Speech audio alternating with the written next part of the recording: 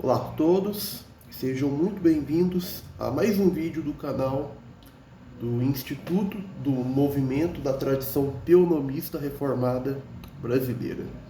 Eu me chamo Caleb Elias de Carvalho Barbosa e nesse vídeo daremos continuidade à abordagem do Decálogo ou 10 Mandamentos.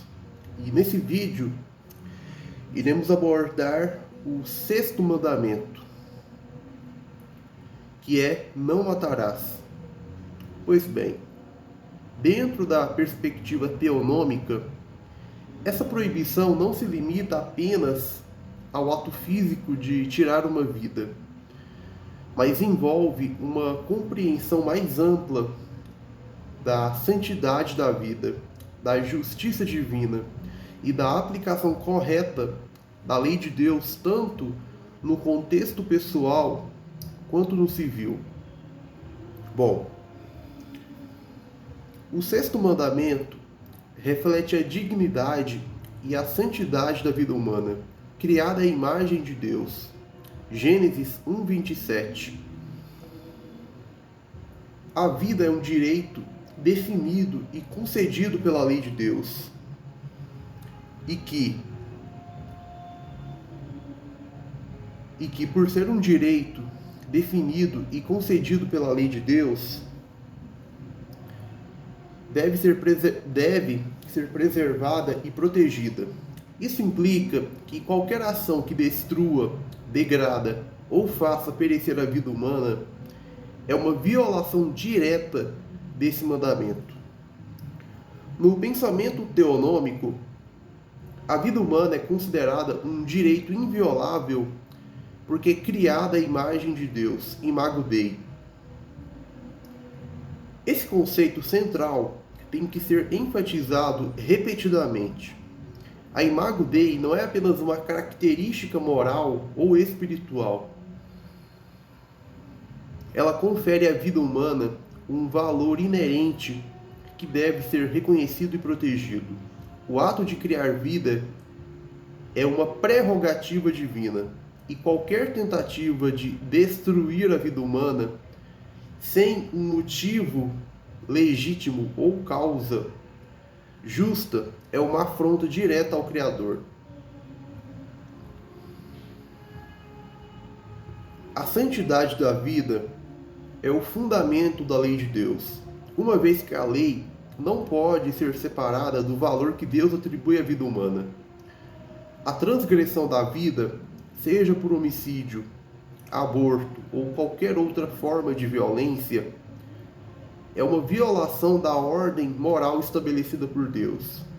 O sexto mandamento não apenas protege o indivíduo, mas também estabelece a base para uma ordem social justa. A santidade da vida está intimamente ligada ao conceito de justiça, onde a violação deste mandamento desestabiliza a sociedade ao subverter a justiça divina. A sociedade que desvaloriza a vida humana inevitavelmente se afasta da justiça e da lei de Deus, resultando em caos e desordem. A aplicação da lei de Deus, especialmente em relação ao sexto mandamento, é essencial para manter a ordem social. Isso inclui o uso da pena capital em casos de assassinato, que, na visão teonômica, não é uma contradição à santidade da vida, mas sim a afirmação desse direito através da justiça. A proteção da vida vai além da simples proibição do homicídio. Envolve a rejeição de práticas que possam degradar ou desvalorizar a vida humana. A ideia de que a vida humana é sagrada porque refletimos a imagem de Deus tem implicações profundas para a ética pública. Dentro da perspectiva teonômica, a legislação e a governança devem sempre considerar a vida humana como o valor supremo do homem a ser protegido. O valor supremo no homem, no ser humano, pela sua dignidade. Isso se aplica a questões como aborto, eutanásia, experimentação científica e qualquer política pública que possa comprometer a dignidade da vida humana. A falha em reconhecer a santidade da vida leva a uma degradação moral da sociedade. Quando a vida é desvalorizada, outras formas de mal começam a proliferar, como o crime, a violência e a opressão. Por isso, a lei de Deus é vista como uma proteção essencial contra essa degradação, fornecendo uma base moral sólida para a sociedade.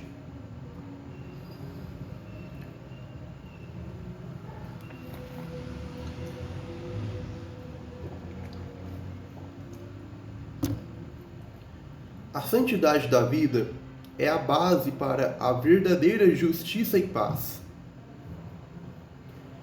A paz, no sentido bíblico, não é simplesmente a ausência de conflito, mas a presença de uma ordem justa baseada na lei de Deus.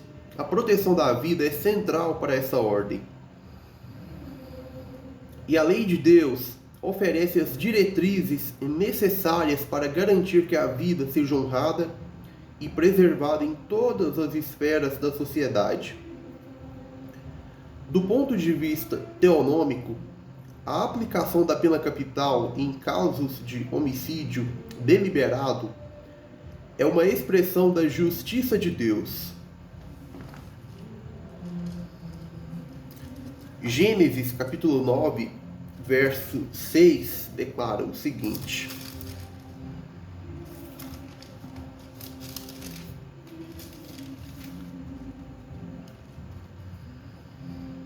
quem derramar o sangue do homem, pelo homem o seu sangue será derramado, porque Deus fez o homem conforme a sua imagem. Aqui, a pena capital é vista não como uma violação do sexto mandamento, mas como a execução da justiça divina, protegendo a santidade da vida ao punir o malfeitor.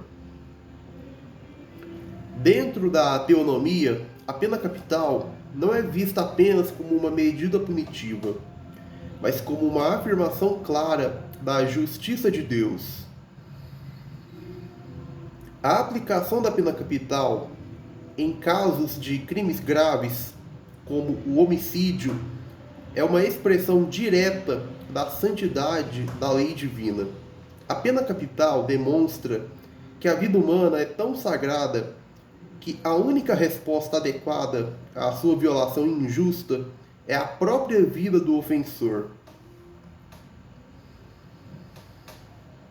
Bom, a justiça divina exige uma resposta proporcional ao crime cometido.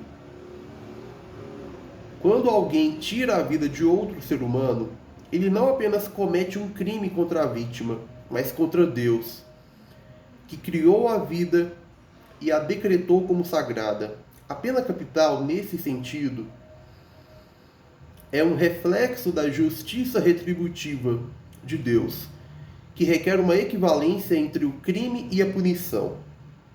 A pena capital é um meio essencial para a preservação da ordem social. Dentro da visão teonômica, a lei de Deus serve como a base para toda a justiça no âmbito social e civil.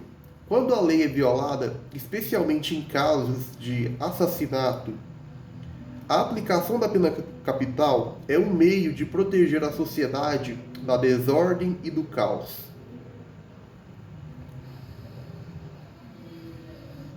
A recusa em aplicar a pena capital em crimes que a Bíblia designa como dignos dessa punição resulta na degradação da justiça e, consequentemente, na desintegração social.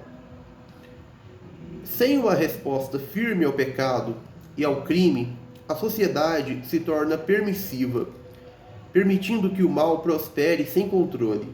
A pena capital, portanto, é uma defesa não apenas da vítima, mas de toda a comunidade.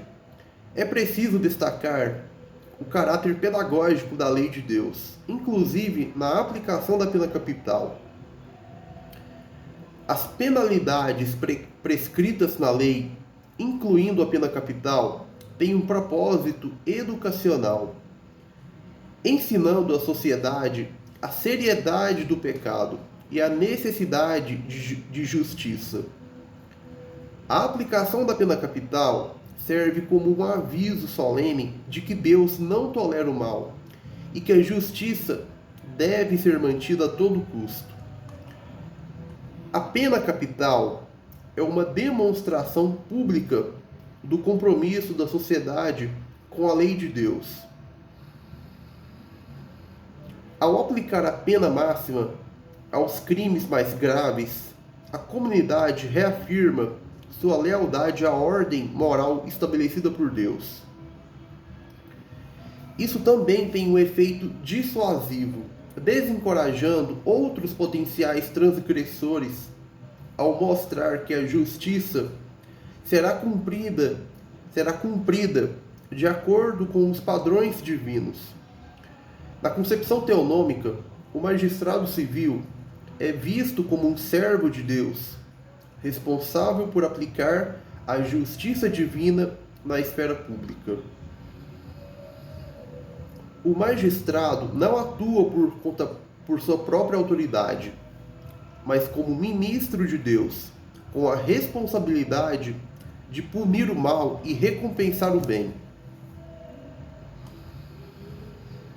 A aplicação da pena capital é, portanto, uma função legítima e necessária do governo, quando executada em conformidade com a lei de Deus. A justiça retributiva, onde a punição corresponde ao crime, é central para a compreensão teonômica da pena capital. Quando o magistrado aplica a pena capital, ele está agindo como agente de Deus, assegurando que a justiça divina seja realizada na terra. Isso não apenas satisfaz as demandas de justiça, mas também restaura a ordem moral que foi perturbada pelo crime. Apesar de sua defesa firme da pena capital, a teonomia não nega a importância da redenção e da graça. Nós, teonomistas e reconstrucionistas, reconhecemos que, mesmo aqueles que cometem crimes graves, são alvos da oferta de perdão de Deus, se houver, é claro, arrependimento genuíno. No entanto, o arrependimento espiritual e o perdão de Deus não anulam as exigências de justiça civil. A aplicação da pena capital pode, em alguns casos, ser vista como um meio pelo qual o transgressor, tendo reconhecido seu pecado, faz a expiação final através de sua própria vida. A justiça de Deus e sua misericórdia não são mutuamente exclusivas. O criminoso arrependido que enfrenta a pena capital pode, ao mesmo tempo, receber o perdão divino para sua alma, enquanto ainda paga a pena justa por seu crime na esfera civil. A pena capital, portanto, pode servir como um meio pelo qual a justiça e a misericórdia de Deus se encontram, mesmo na morte do transgressor. A aplicação da pena capital dentro do sistema teonômico é vista como um elemento essencial da ordenança de Deus para a sociedade. A pena capital é uma manifestação do caráter santo e justo de Deus, que não pode tolerar o pecado sem uma resposta adequada. A teonomia que defende a aplicação abrangente da lei de Deus, vê a pena capital não como uma relíquia do passado, mas como uma necessidade contínua para a manutenção da ordem e da justiça na sociedade. A recusa moderna em aplicar a pena capital é uma rejeição da justiça divina e uma abertura para o avanço do mal. Por isso, a teonomia clama por uma reforma na visão da justiça civil, voltando à aplicação plena da lei de Deus, incluindo a pena capital, como um meio de restaurar a ordem e a santidade na sociedade contemporânea. Na perspectiva teonômica, o aborto é visto como uma clara violação do sexto mandamento: não matarás. Êxodo 20:13. A vida humana começa na concepção e, portanto, qualquer ato que termine essa vida como o aborto é considerado assassinato. O aborto, na visão teonômica, não é apenas um problema moral, mas um crime contra a lei de Deus, que exige uma resposta severa.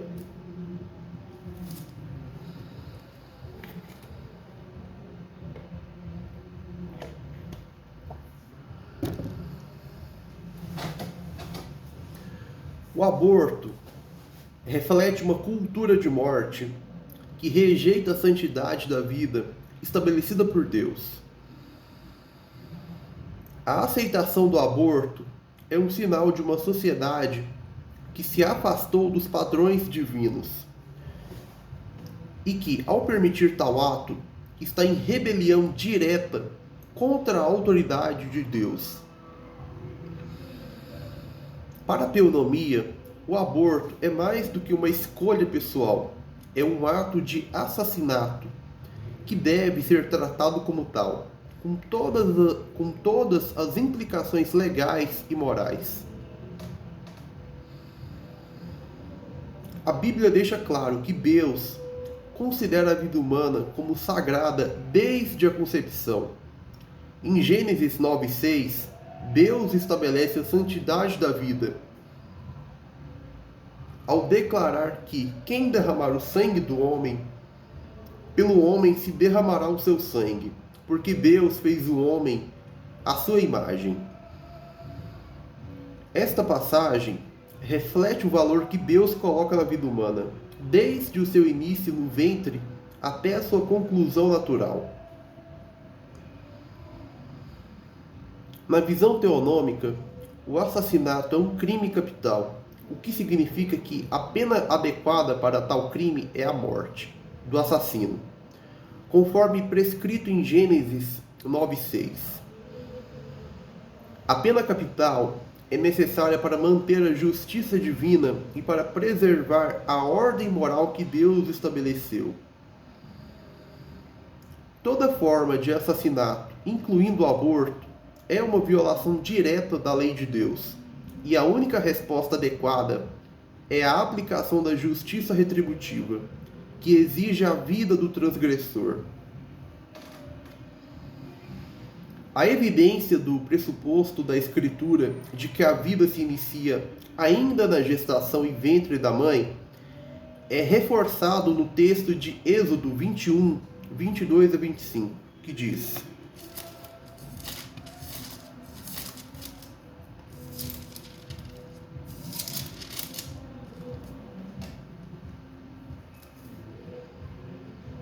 Êxodo, capítulo 21, verso 22.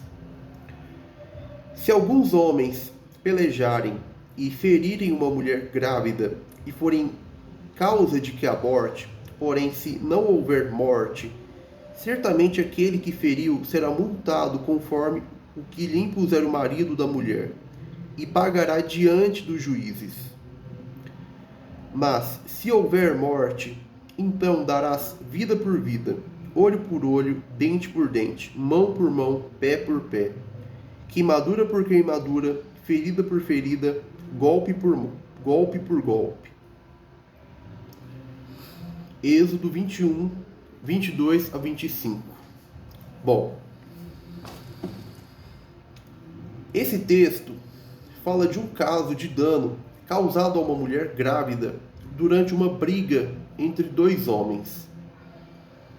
Se a mulher é ferida e isso resulta em um aborto, mas sem a morte da mulher ou outros danos graves, a pena é uma multa determinada pelo marido da mulher e ajustada pelos juízes. No entanto, se houver morte, então a punição é vida por vida, o que implica a aplicação da lex talionis, ou seja, a lei de retaliação, olho por olho, dente por dente. A passagem se aplica tanto ao feto quanto à mulher.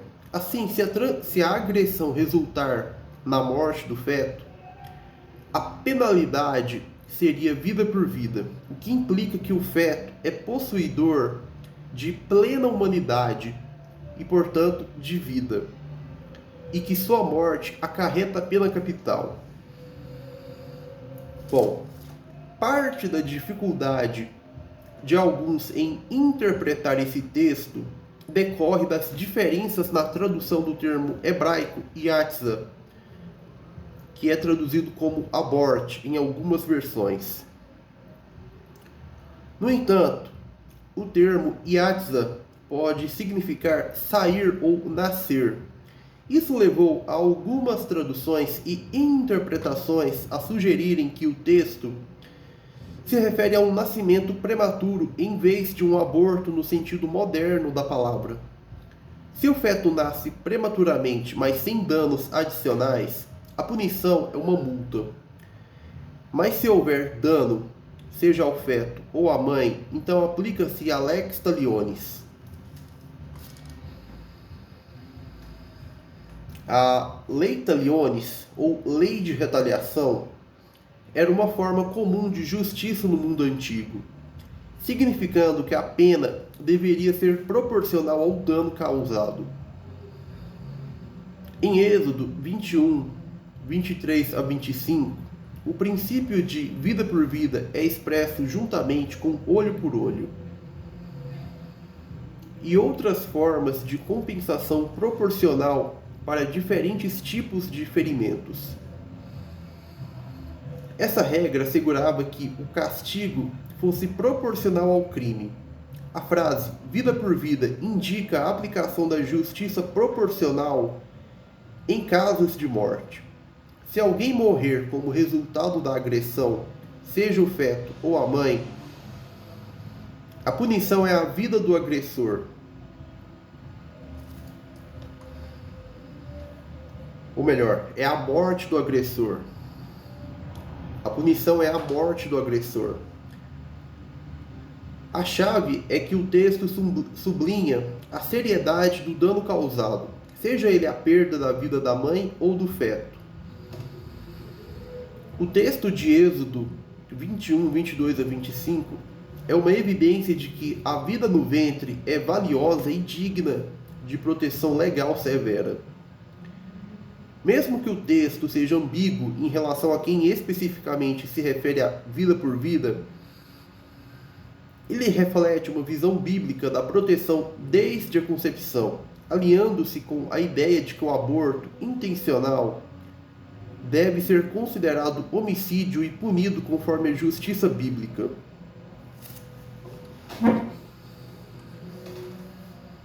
A pena capital serve como um eficiente dissuasor contra crimes como o assassinato.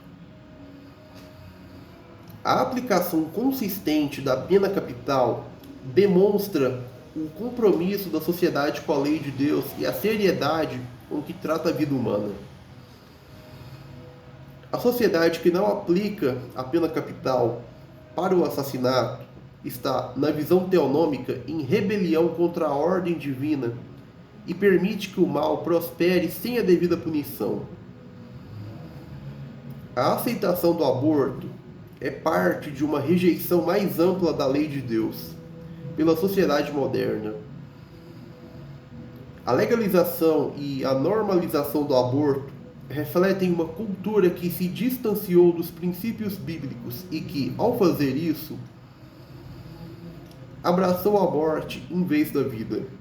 O aborto é um símbolo de uma sociedade que se recusa a reconhecer a autoridade de Deus sobre todas as áreas da vida, incluindo a proteção dos inocentes. O combate ao aborto deve ser parte de uma reforma mais ampla que busca restaurar a lei de Deus em todas as esferas da sociedade. Isso inclui a aplicação rigorosa da lei de Deus, que protege a vida desde a concepção, que significa a imposição de penas severas para aqueles que violam essas leis. A lei de Deus deve ser o padrão pelo qual todas as questões morais e legais são julgadas, incluindo o aborto. A resposta ao aborto deve ser clara e inflexível. O aborto é assassinato e deve ser tratado como tal, sob a lei de Deus, ou dentro dos seus requisitos. Isso significa que, em uma sociedade que aderisse aos princípios teonômicos e bíblicos, o aborto seria ilegal e punido com a pena capital. A teonomia não vê espaço para concessões ou exceções quando se trata da proteção da vida inocente. A aplicação dessa perspectiva envolve não apenas a proibição do aborto, mas também a educação da sociedade sobre a santidade da vida e a necessidade de obedecer à lei de Deus em todas as áreas. Finalmente, a abordagem teonômica ao aborto destaca a necessidade de uma reforma tanto social quanto espiritual. A aceitação do aborto é um sintoma de uma sociedade que abandonou os princípios bíblicos e que precisa desesperadamente de um retorno à lei de Deus.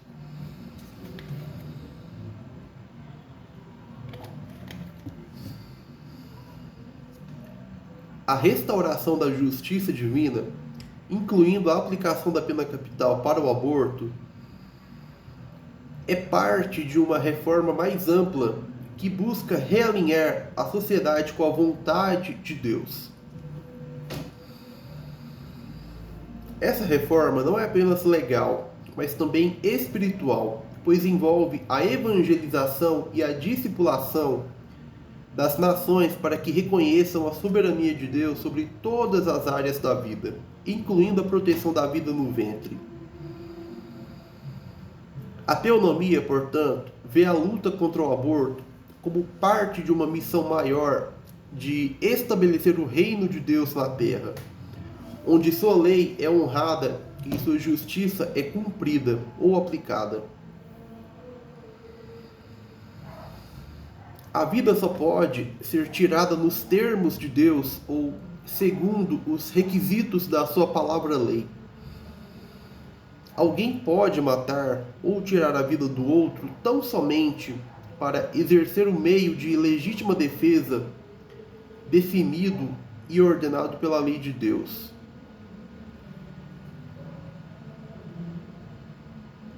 Isso é claro, um cidadão comum. No caso dos juízes ou magistrados civis, eles devem condenar alguém à morte em determinados casos, né? Como se houver assassinato, então o assassino ou quem pratica o homicídio doloso deve ser sentenciado à morte pelos juízes, né? Dentre outros pecados, mas nem todos os pecados, porque nem todos os pecados, segundo a Bíblia, devem ser punidos com pena capital. Alguns pecados têm que ser punidos com a restituição, como por exemplo o roubo, não é? Mas isso é assunto para outro vídeo. Bem, então No caso de uma pessoa que não ocupa o cargo de magistrado civil, ela só pode matar ou tirar a vida de outra pessoa tão somente tão somente para exercer a sua legítima defesa. Bom, a Bíblia estabelece o princípio da legítima defesa em Êxodo 22, 2 a 3, onde se lê: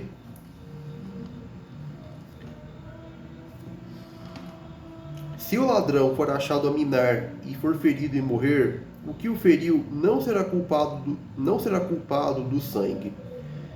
Se o sol houver saído sobre ele, será culpado do sangue.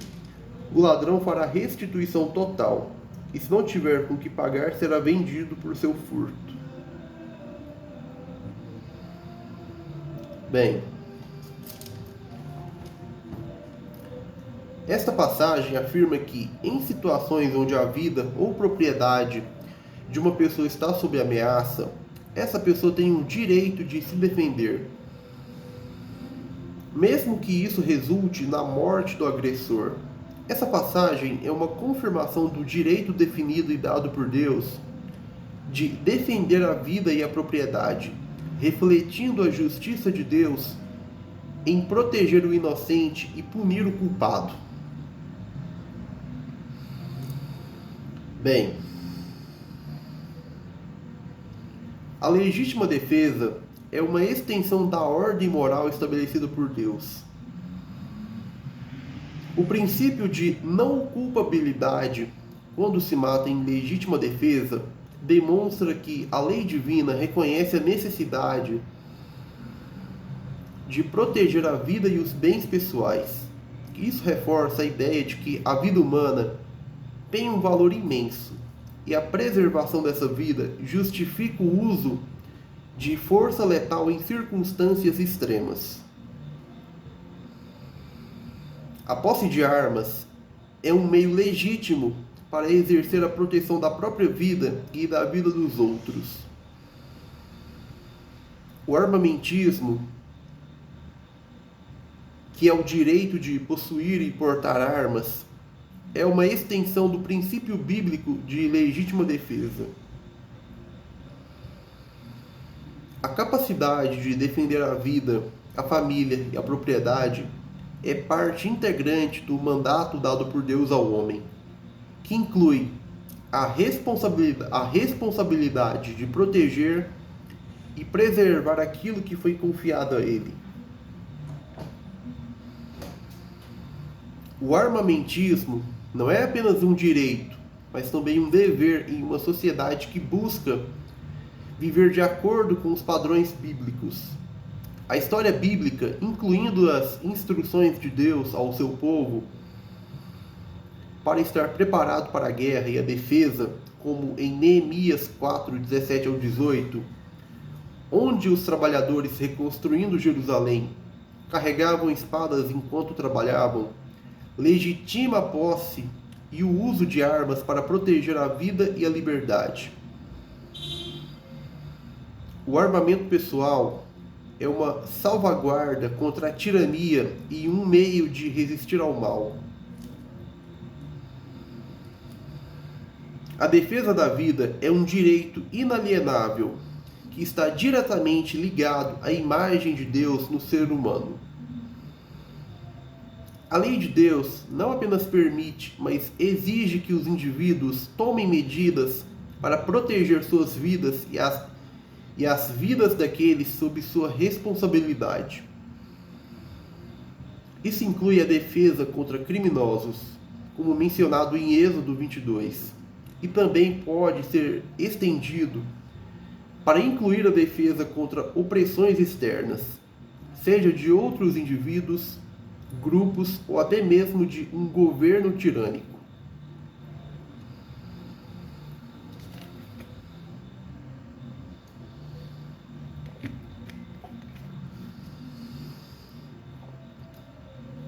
A capacidade e meio de defesa pessoal é crucial para a manutenção da ordem e da justiça.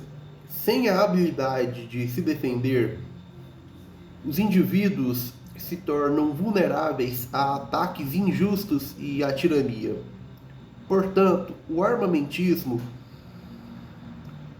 o direito de possuir armas para autodefesa, é uma parte essencial da justiça bíblica, pois impede que o mal prospere ao assegurar que o inocente tenha os meios para se defender.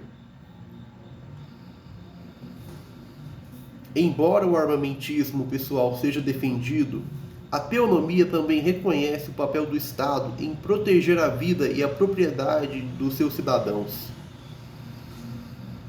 Contudo, é preciso deixar claro que não há nenhuma base bíblica para a centralização excessiva do poder de proteção nas mãos do Estado, o que pode levar à tirania. A ideia de que somente o Estado deve ter o monopólio da força é contrária à lei bíblica, que reconhece o direito e o dever dos indivíduos de se protegerem. As ideologias que buscam o desarmamento da população civil são humanistas ou anticristãs, visto que tais políticas ou filosofias desconsideram e rejeitam o mandato bíblico de proteção da vida e da liberdade. O desarmamento é uma forma de subjugar a população, tornando-a dependente do Estado para sua defesa e, portanto, mais suscetível à tirania.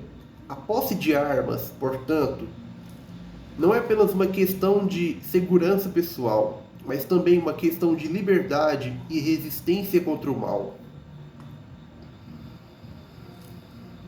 O armamentismo deve ser acompanhado de uma forte ética cristã. A posse de armas não deve ser para promover a violência injusta ou ilegítima, e tampouco a anarquia, mas para manter a paz e a ordem dentro dos limites da lei de Deus. A legítima defesa e o uso de armas devem ser sempre governados por princípios bíblicos, garantindo que a força letal só seja usada quando absolutamente necessário para preservar a vida inocente. A sociedade deve educar seus membros na ética bíblica de autodefesa, para que a posse de armas seja exercida como responsabilidade e reverência à vida que Deus criou.